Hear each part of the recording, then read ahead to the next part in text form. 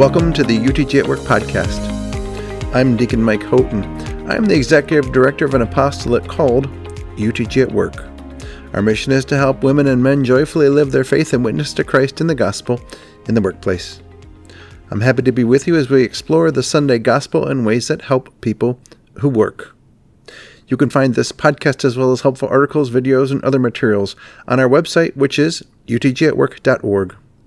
You can also subscribe to this podcast through Apple Podcasts, Spotify, and other podcasting sites, as well as on our UTG at Work YouTube channel. This weekend we celebrate the Feast of the Holy Family, and our gospel is a reading from the Holy Gospel according to Matthew. Glory to you, O Lord.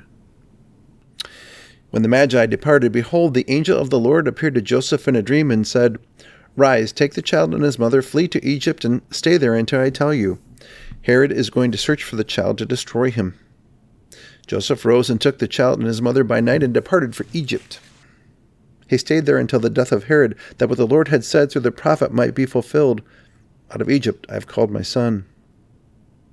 When Herod had died, behold, the angel of the Lord appeared in a dream to Joseph in Egypt and said, Rise, take the child and his mother and go to the land of Israel, for those who sought the child's life are dead.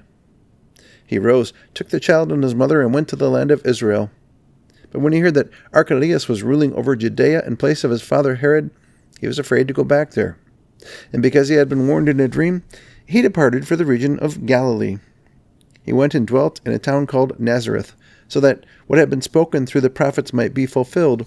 He shall be called a Nazarene.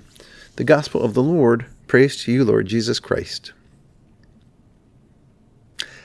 I don't know about you, but life often feels like a roller coaster to me. Something wonderful happens and lifts me up, and not long after, something difficult pulls me back down again.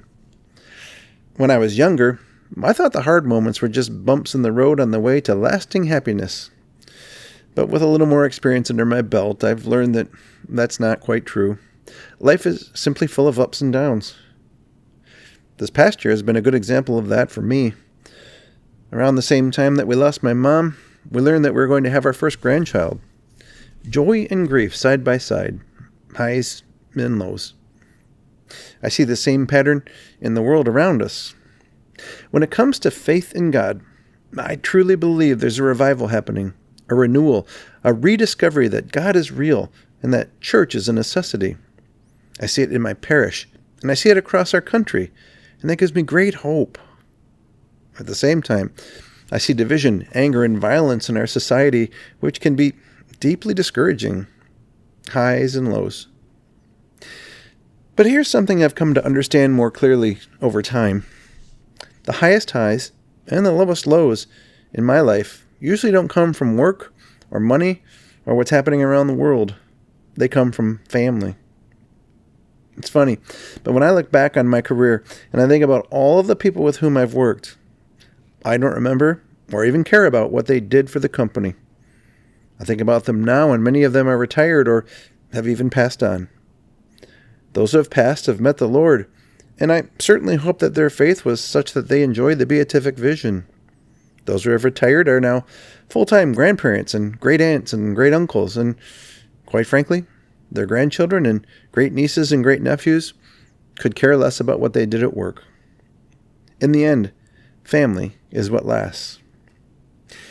I've heard it said that you're only as happy as your least happy child. There's a lot of truth to that. When my wife and kids are doing well, it lifts me up.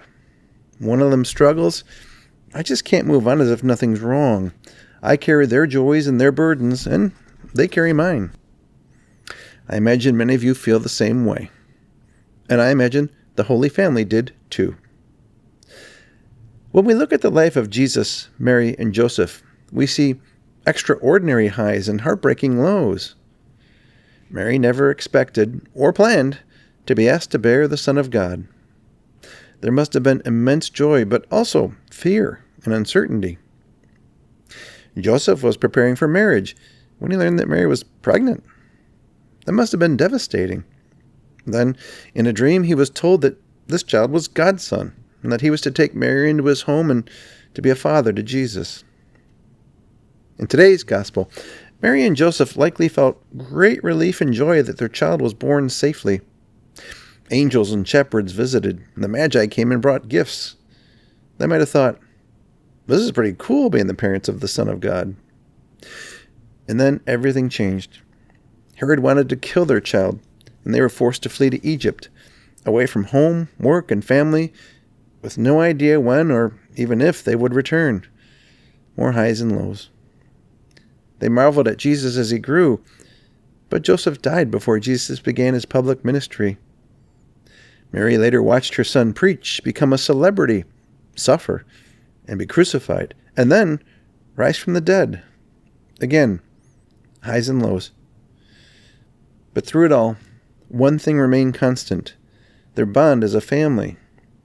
Mary stayed with Jesus all the way to the foot of the cross, and from the cross, Jesus made sure that she would be cared for. At the end of her life, she was brought home to be reunited with her son and her husband forever in heaven. The Holy Family's experiences weren't so different from ours. Love, joy, loss, uncertainty, all of it. And yet, there was something much bigger that held them together through it all: their faith in God. Mary trusted God with her whole life. Joseph followed God's direction even when he couldn't make sense of it. Jesus lived in complete obedience to the Father. Their faith brought order to the chaos of life. Yes, they were a family, and they experienced ups and downs, highs and lows. But they also kept their focus on God, and that allowed them to persevere and even grow despite the problems that they faced. The same is true for us. Our families will experience ups and downs no matter what. Faith doesn't remove suffering, but it transforms it. Without faith, relationships can still be loving, but when suffering comes, they often feel empty, bitter, or even unresolved. I don't know how I would face life's lowest lows without faith. If this life is all there is, suffering becomes unbearable. Some years ago, I knew two couples who both lost young children to illnesses. One was a family of great faith, and their loss, though it was a miserably painful experience, was full of the joy that their child was now with the Lord, and that they would be a family again one day in heaven. The funeral was a celebration of life.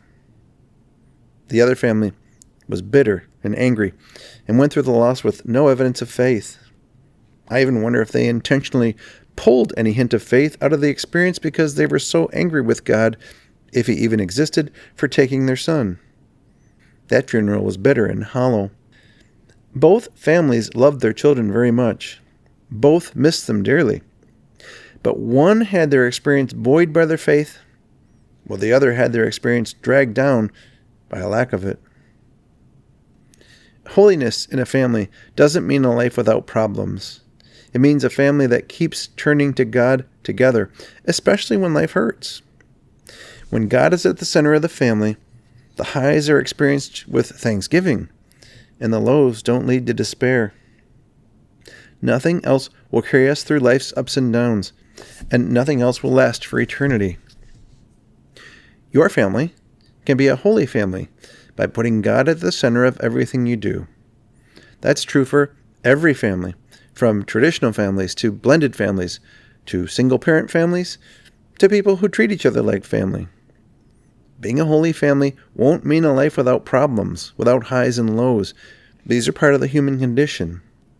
But a holy family has the blessed experience of knowing that there's a bigger picture, that God is in charge, and that one day, no matter what we've had to live through, we will be together with God in heaven once again.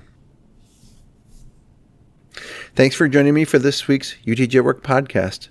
I look forward to meeting again next week. In the meantime, I encourage you to boldly live your faith in the workplace in the week ahead. I'll pray for your success, and I ask that you pray for the success of this UTG at Work apostolate. If you want to learn more about us, please visit utgatwork.org. Now go in peace, glorifying the Lord by your life.